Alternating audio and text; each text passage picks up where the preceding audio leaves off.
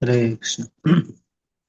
Om Agyantimirandasya Jnananjanashalakaya Chakshurunmilitam Yena Tasmai Shri Gurave Namaha. Hare Krishna. So we were discussing yesterday about the creation of Lord, why he created mind. Because he want to facilitate the living entity's desire, which is so subtle. And for that he has given the mind which can act independent of means it can act independently. Generally what happens is we can control senses, but when it comes to mind we cannot control it. So the reason is that it acts independent of the soul also. It looks like that because it is programmed, that is to fulfill our desires, and the soul identifies with this mind, which is a very special instrument given by the Lord, and starts identifying with the mind. So that the degree we are identifying, to the degree we get affected. And everybody, that is called Dehatma Buddhi. So liberation means when you stop identifying with the mind, that is called liberation. So presently we are all identify with our mind and we are affected by the emotions that happens in the mind. So the example we saw is like say I am watching a TV and some situation is happening in the TV. If I am identifying with the characters, I get affected by it. Even though nothing is happening to me, I'm just observing. But that observation, I'm getting affected because I am identifying. So mind has that ability to, on its own, make this on its own has an ability to function independent of the soul, but the energy comes from the soul, that is there. And the soul, because it is so much identifying, we give example. Say I'm watching TV in this room and somebody takes the TV and puts in the next room, and I also go with the TV and sit in the next room. Now the soul is like that. Soul is like who is watching, and the Yamadutas, they come, they take the subtle body to the next place. Because I am attached to the subtle body, I also go to the next place wherever they are taking.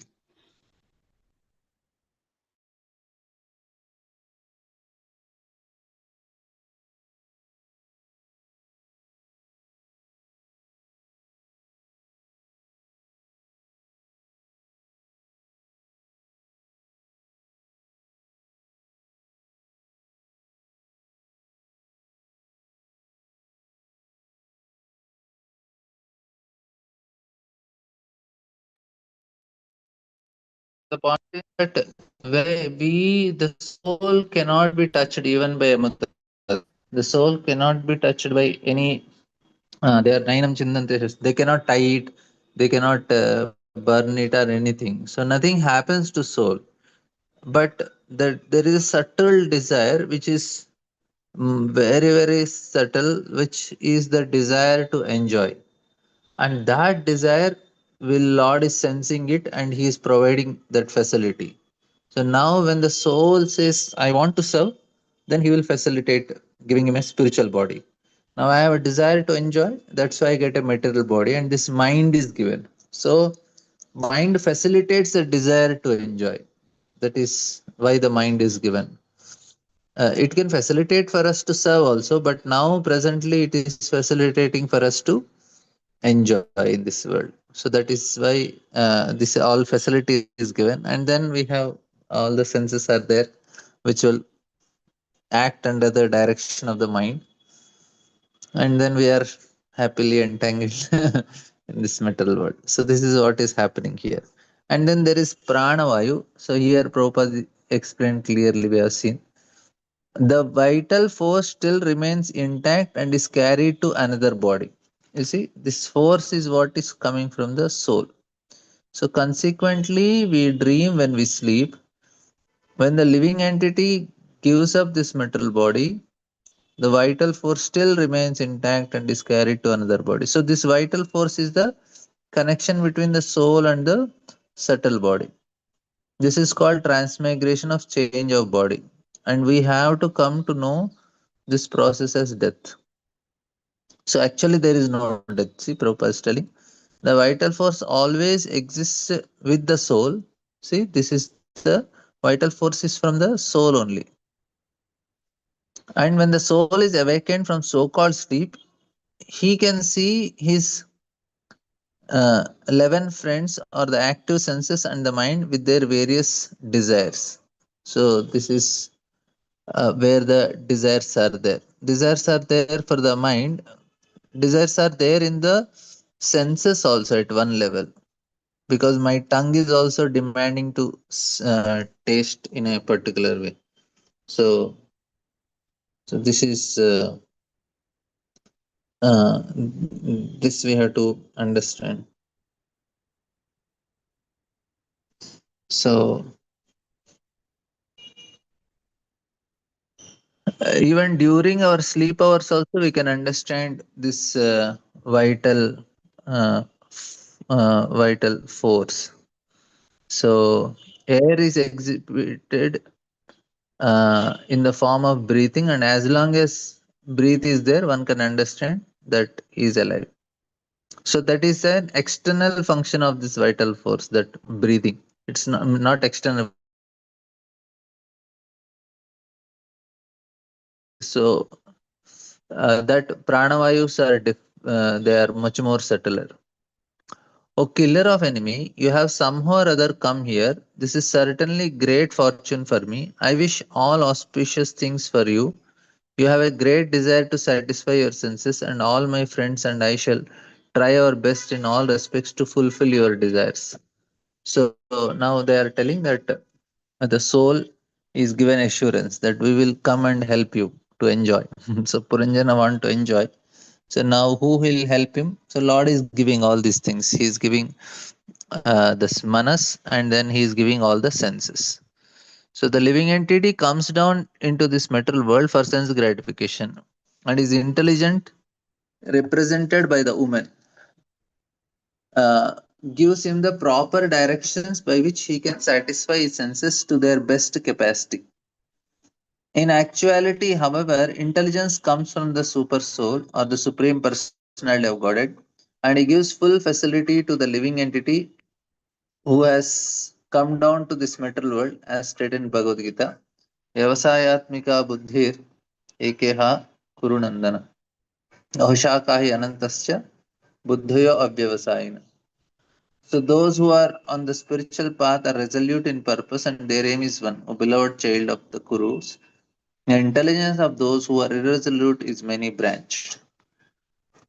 So when a devotee is advanced towards spiritual realization, his only aim is the service of Supreme Lord.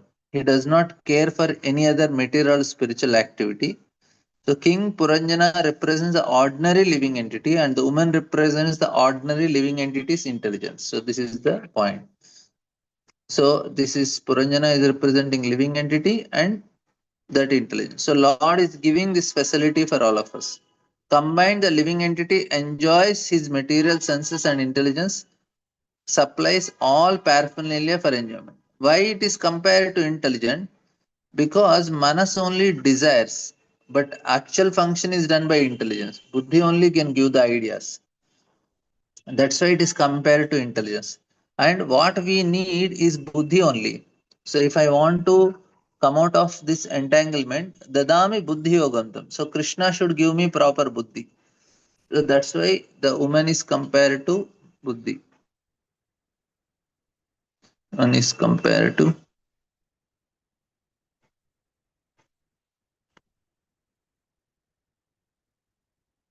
not manas. You're understanding, no? Because manas is only emotional state. Buddhi is an action and discrimination and determination and all these things, even memory also. But manas is the emotional state. So that's why it is compared to buddhi, because action is performed because of buddhi only. That is like fire element. Manas is like water, like that. So here we see that intelligence supplies all paraphernalia for enjoyment. That means all the ideas come from intelligence. Say if I want to Say now today you want to eat certain food item or you want to go to certain place.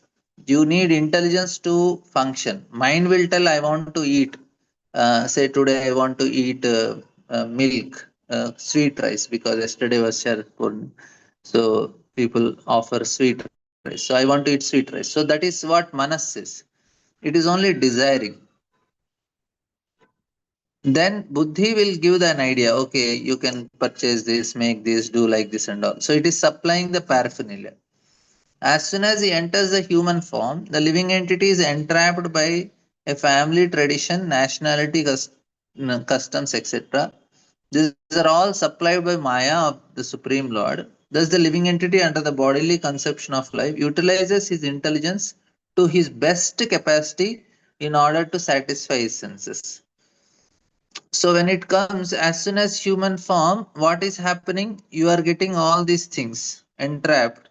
So this is another level of uh, thing, because this is all tradition, nationality, custom. This is all with the help of ego. So this is all supplied by the Supreme Lord. So we need ego also, because ego will make us use our buddhi in a particular way, because we identify ourselves like that.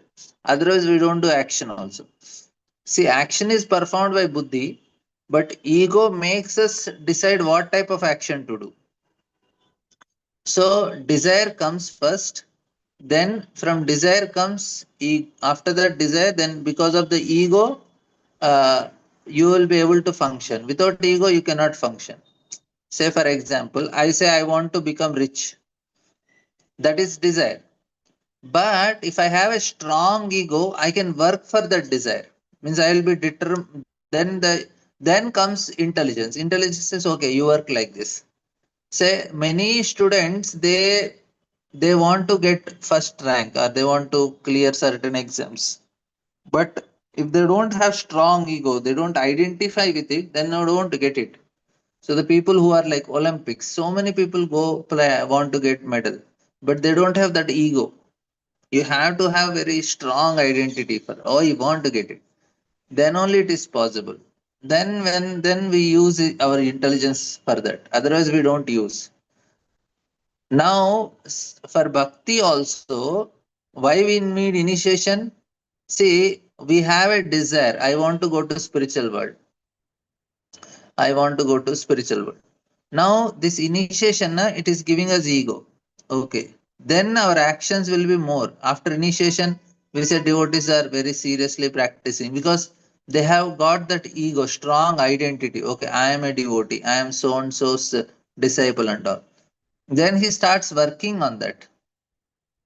That is the important thing. So I start identifying myself with my guru. I start identifying myself with the devotees, and then I start doing my actions like that, right? So desire, ego, and buddhi, so all three things are there. So here what Maya is doing, as soon as he enters the human form, first ego is you got a body, then he's entrapped by family, tradition, nationality, customs, etc. These are all given by the Maya. This is also another way. And then the living entity, after you get ego, then what happens? Under the bodily conception of life, that is under ego, utilizes his intelligence to the best of his capacity in order to satisfy his senses. You are seeing? So first is the desire to enjoy. So the living entity want to enjoy. Then he got this bodily conception, that is ego. Then he is getting his buddhi, like that. So this is the system that is given by the Lord. My dear Lord, I just have arranged the city of 9 gates for you, uh, so that any questions and comments on this? It's clear for all of you, hopefully. What is the difference between soul and vital force? This difference is, from the soul comes vital force. Soul is providing that energy to the body, or the connection to the subtle body. The soul is generating that vital force. That is what is the difference. Yes, Champaglata. Hare Krishna, Prabhuji, Dandavat Pranams. Dandavat. Prabhuji, When we heard Kapila Dev's Upakhyan, like Prabhuji was talking in detail about Nigena Manalo Yatha, where, just like the digestive fire burns the food, um, the bhakti that one does also by fire, burns the subtle body. And once the subtle body is burnt, one becomes like, pure and pure without the anarthas, and with that kind of bhakti, one is able to go back to Godhead. Am I correct in this? It is not burning subtle body. It is burning the impressions that are there in the subtle body. Okay. So that means mind intelligence will still be there, and the right ahankar will also be there. So when the jiva goes to the spiritual world, it will go with the, atma and subtle body, but the subtle body is purified. Is that what it means, Prabhu? It becomes spiritualized by the time we so much gave it spiritual input to the mind that completely becomes spiritualized. Then Oh. only we can enter. So it is not like we say, na, now bhoga is there and prasad is there. What happened to the bhoga? How it became prasadam? It got spiritualized, Yes. right? Yes. So when you offer to the Lord, so same thing. If I offer my mind, my intelligence, my senses to the Lord, they also become spiritualized. Okay.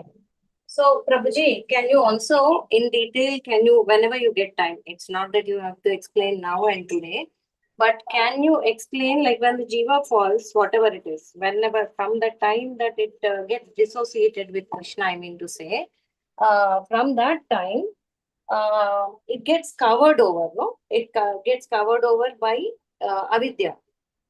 So, Yeah.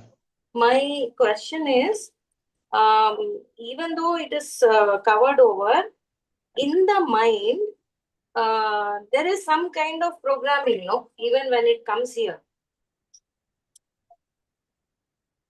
Means I didn't understand So what you just want. like you were telling that mind is like, all about emotions. Even when the jiva falls here, uh, there are certain impressions, no? In the jiva's mind. Won't they be there? Means that's what even here that woman was asked by Puranjana. Mm. She says that I don't know when it started. Ah. I don't know where am I, from where am I coming. She says I don't know. So Mm. that means this is not known when the impression came. So Oh. that when, so it is there. You Oh. don't know when. That is the Oh. point. Oh.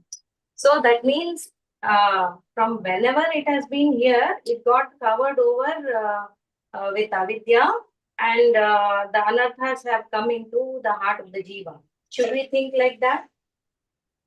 Means how it is happening we know, but when it happened we don't know. We can tell how it is happening, but we cannot know why and when it is not clear. Means that we cannot know at our level. We can only tell how it is happening, how we are getting entangled, that we can tell. But Oh. why we got entangled and when we got entangled, that is not an answer. Hmm. No, why I'm asking these questions is uh, just to indicate the helplessness of the jiva.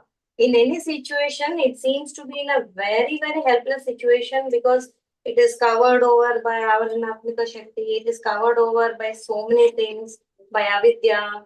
And then with so much of ignorance, it is very difficult to catch the message of Krishna or the love of Krishna, or to reconnect back with the Supreme Lord. So that is what I am trying to understand.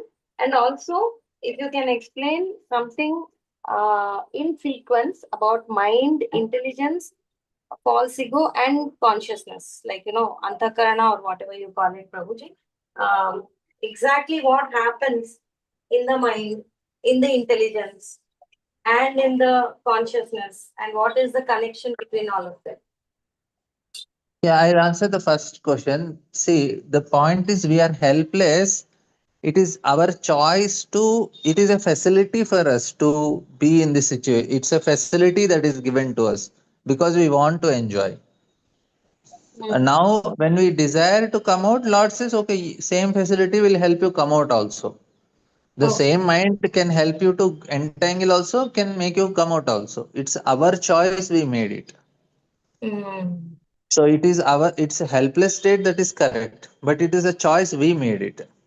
That is important to understand. It is our choice to all the avidya, smita, and raga, dvesha, and all these things, our choice. And people like you say, "Are you are suffering? Come out of it." Many people say, "No, I'm fine. No, Mm. leave me alone." So that Correct. is their choice they are making. Hey, they're making So the choice also because they really don't know. I mean, they're covered over. So that's the pity. That's the point. covered means that is their choice to. I want to be covered. Like no, people why they are watching movie, they know it is illusion, but still they watch movie. They feel that I want to be in ignorance. Movie is an ignorance. You want to be in ignorance. You want to why people sleep. They want to go into ignorance. So it is they are making proper choice to be a suffer in this world. You tell them not that they don't know, but they like also. That is the situation. And then when until Vaishnavas come and Shastras, they follow some dharmic life, then they will come out of it. So that is the situation. Yeah, they don't know, but even if you tell also, they cannot understand. Mm. No, but in all this, my only question always is our impressions about Krishna are in unmanifest state, in the sense the impressions are there, but they are deeply covered over. So, till the time that deep impression doesn't come back to us of our past, of our association with Krishna and the devotees in the Goloka, I think it becomes so difficult because we have piled up so many samskaras here that the deep down within whatever we have, I don't know when it will come. Sometimes, I feel like that such a helpless situation. No, we need not bother about it. We just have to create good sanskaras now. That's all. Because to remove them is Krishna's job. Our job is only to create new samskaras. Krishna will take care of it. We are in that way. Nothing is in our hand only. It is Krishna who will make sure that we come out of it.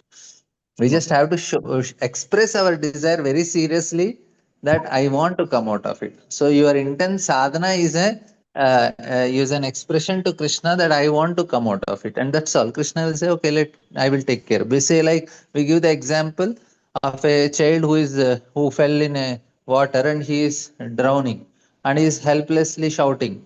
Mm. Now by shouting he cannot come out. Somebody from outside should pull him out. Mm.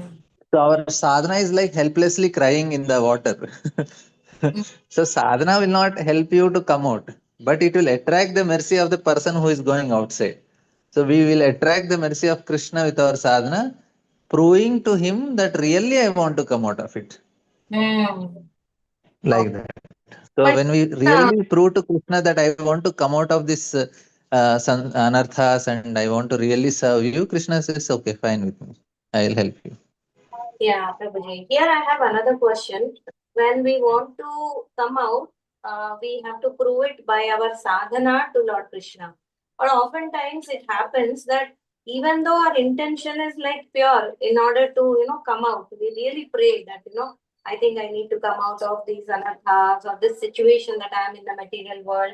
All these things are there after we come to bhakti.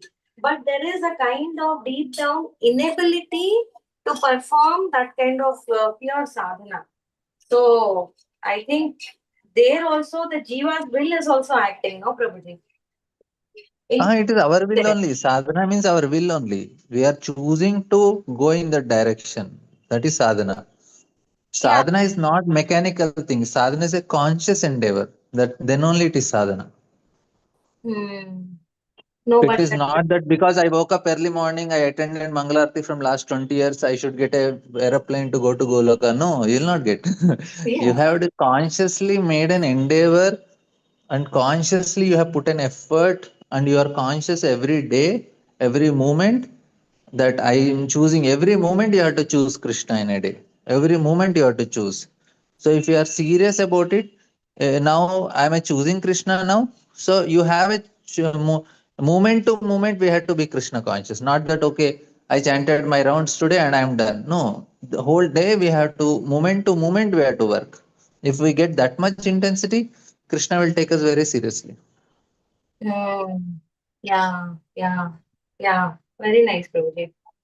Yeah, but if you are able to give some session about, what is the connection between all these things, like the mind, intelligence, the false ego, and, whenever you speak about Antakarana, you keep speaking in bits and pieces.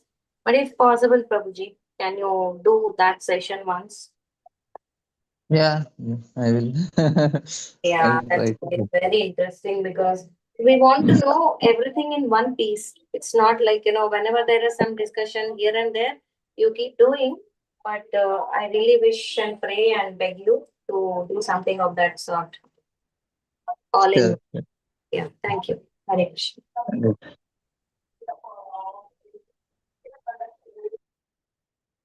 Any other questions, comment on this, which I have just explained now about desires, ego, and buddhi. The connection between these three things clear for everyone. Okay, good. So then he says, "My dear Lord, I have just arranged this city of nine gates for you, so that you can have all kinds of sense gratification. You may live here for 100 years, and everything for your sense gratification will be supplied. So the jiva is given opportunity to enjoy. So he need all these facilities. The facilities are what? The facility is the with the mind and senses. That is the facility. So dharmartha kama mokshanam dhara sampati hetavaha. The wife is a cause of all kinds of success in religion, economic development, sense gratification, and ultimately salvation. When one accepts a wife, it is to be understood that he is being helped in this progressive march towards liberation.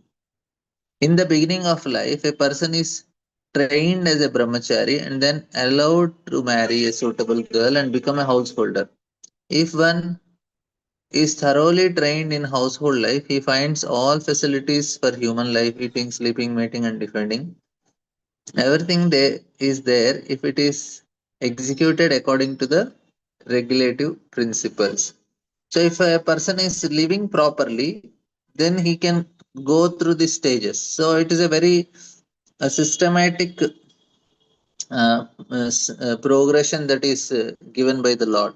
It is not. It's a very scientific method. If a person follows this dharma, artha, kama, then he will get a realization for moksha. That is for sure. But only thing is they have to follow dharma. Now presently people follow only two, artha and kama. They earn money and they enjoy.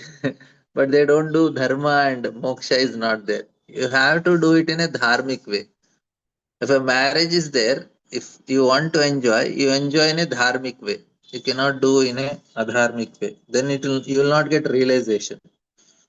If a person is doing it in a very dharmic way, all these principles. So Varnashrama is a very proper method, which is actually successful method to help a person to elevate to the stage of self realization. So otherwise, why Lord will create? Only thing is, it is very tedious process, and it may not lead a person to what do you call pure devotional platform. That is there, but at least he will be elevated to higher regions, and he may get liberation also. So that is very much possible. So here, that is, of course, here two things are parallelly said. One is wife is the manas also in this analogy, and wife here it is also Prabhupada is writing. Wife is a cause of all kinds of success. So why is success? Because she helps a person to, of course, both help each other. But if a husband man is properly having a legal wife and he is getting satisfaction of heart, so which is the most important thing. It's not just some facility for sense gratification. No, Wife is called Dharma Patni. So person should perform all the religious duties with the help of wife. That is the most important thing. He Religious duty means you have to perform Agnihotra every day, and you have to feed Brahmanas, give charity, and then you engage yourself in occupational duties. And wife will support with all these things, and both will get benefited. Now people don't do any Homa, Agnihotra. In Kali Yuga, at least Harinam Sankirtan is the yajna for us. So we have to chant and do kirtan. But most important thing for the grahasthas is to feed Brahmanas. But now we don't get Brahmanas, so you feed Vaishnavas. You have to regularly invite some devotees. You grahasthas can invite other grahasthas or some other devotees, and we have to feed them. If that is the most important thing, because that will make them selfless. Otherwise, we are only accumulating me, my family. It won't work like that. Okay, I'll give some donation to temple. Donation temple is there, but personally cooking and feeding, na, that is the most important thing. Then that is the dharma principle they are following, and that will help them to get detached from this material world very fast. If whoever is hosting the program at their house, they're actually very fortunate. Means, like Prabhuji was telling, na, grahastha life need not be cause of entanglement. But when it is not entanglement, when they are doing it properly. So if they have regular program satsang at their house, and every week devotees are coming and they are feeding the devotees, then it's very good for them. They will benefited, and the whole family is benefited. I can see actually the family members, even the children also of that family, even if they don't become devotees, but they know one thing, that life is responsibility and life is to give others. So that lesson children will learn, even if they don't become devotees. The people, devotees who are hosting the program and all, they are teaching the children one good lesson, which is the most important lesson. That is, life is meant to serve, not just for my own sake. So even if they live that type of dharmic life, also they will be elevated. So how can I expect to unite with others who are neither conversant about sex nor capable of knowing how to enjoy life while living or after death? Such foolish persons are like animals because they do not know the process of sense enjoyment in this life and after death. And Prabhupada writes that since there are 84 lakh species, there are also many different living conditions. In lower grade of life, in plant and tree life, there is no system of sexual intercourse. In the upper grades, in the life of birds and bees, there is sex, but the insects and animals do not know how to actually enjoy sex. In human form of life, however, there is full knowledge of how to enjoy. Indeed, there are many so called philosophers who give directions on how to enjoy sex life. There is even a science called Kama Sutra, which is the science of sex. In human form of human life, there are also such divisions as Brahmachari, Grihastha, Vanaprastha, Sannyas. There is no sex life except in Grihastha or household ashram. The Brahmachari is not allowed, Vanaprastha, voluntary restraints, and Sannyas is completely renounced. The karmis do not practice brahmacharya, vanaprastha or sannyas, for they are very interested in grahastha life. In other words, a human being is very much materially inclined.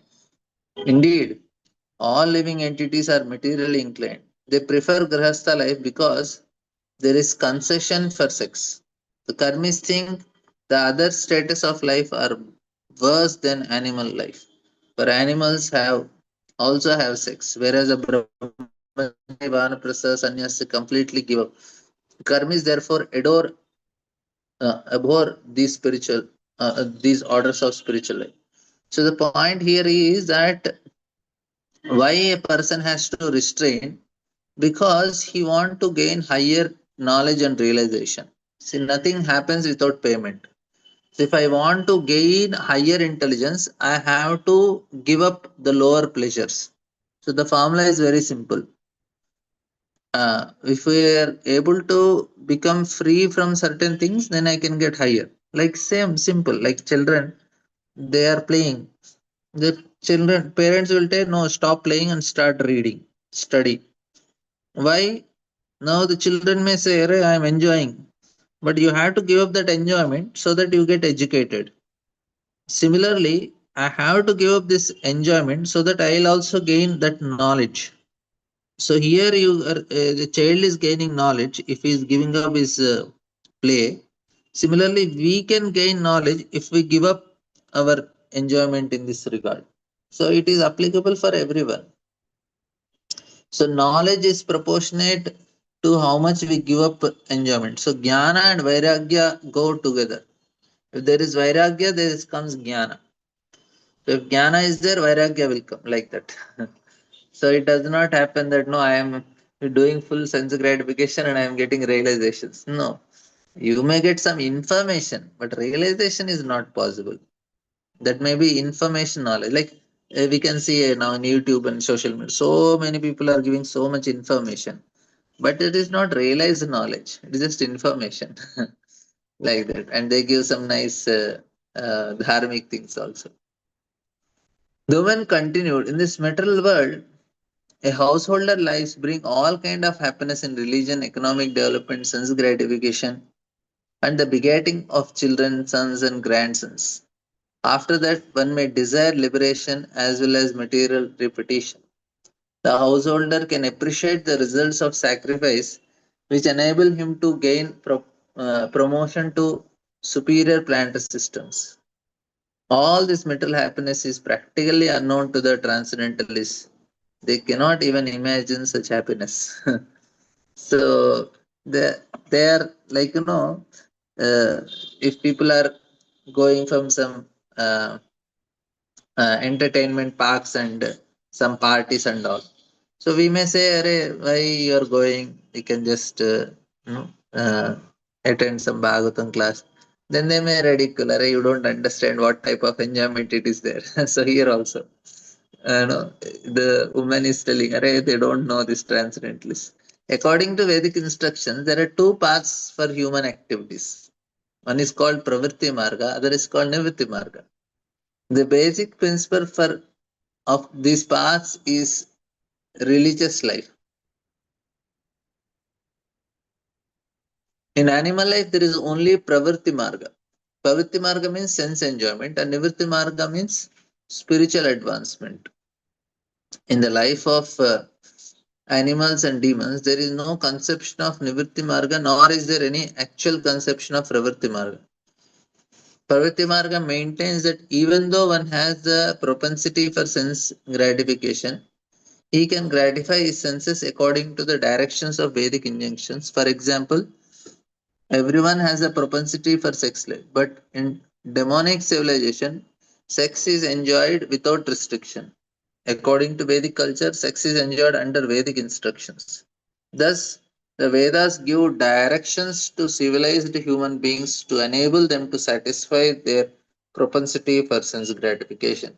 So, why this topic? Now, because it is a conversation between Puranjana and this woman. So that's why this topic is coming again and again. Because that is the main connecting bond between male and female. In the Nrityamarga, however, on the path of transcendental realization, sex is completely forbidden. The spiritual order are divided into four parts: Brahmachari, Grahastha, Vanaprastha, and Sannyas, and only in the householder life can the Pravritti Marga be encountered or accepted according to Vedic instructions. In the orders of Brahmacharya, Vanaprastha, and Sannyas, there is no facilities for sex. In this verse, woman is advocating Pravritti Marga. So she is telling her, "Hey, why are you going for all this renunciation? Just enjoy." And is discouraging the path of Nivritti Marga. She clearly says that atheists, the transcendentalists who are concerned only for spiritual life, Kaivalya, cannot imagine the happiness of Pravritti Marga. In other words, the man who follows the Vedic principles enjoy the materialistic way of happiness, a way of life, not only by becoming happy in this life, but also in next life, by being promoted to the heavenly planets. In this life, such a person gets all kinds of material opulence such as sons, grandsons, and everything. So now, however, Pravritti Marga is based on sex life. Yam Maitunal Grahamedi Sukam Hitucham. A householder is too much addicted to Pravritti is called a Grahamedi, not a Grahastha. Although Grahastha desires sense gratification, he acts according to Vedic instructions. Prabhupada says the Grahamedi engages himself in an advocate of sex life and also allows his sons and granddaughters to enjoy. Actually, it's a very dangerous situation, and especially nowadays, we cannot even imagine also how degraded people are. The Grahastha enjoys sex life in this life as well as the next, but Grahamedis does not know what next life is about because he's simply interested in uh, the sex life. On the whole, when one is too much inclined towards sex, he does not care for the transcendental spiritual life. In this age of Kali, especially, no one is interested in spiritual advancement, even though it is sometimes found that one may be interested in spiritual advancement is most likely to accept a bogus method of spiritual life, being misled by so many pretenders. Okay, so any questions, comments? Because this topic I didn't want to elaborate so much. You all understand. So thank you very much. Hare Krishna. Srila Prabhupada.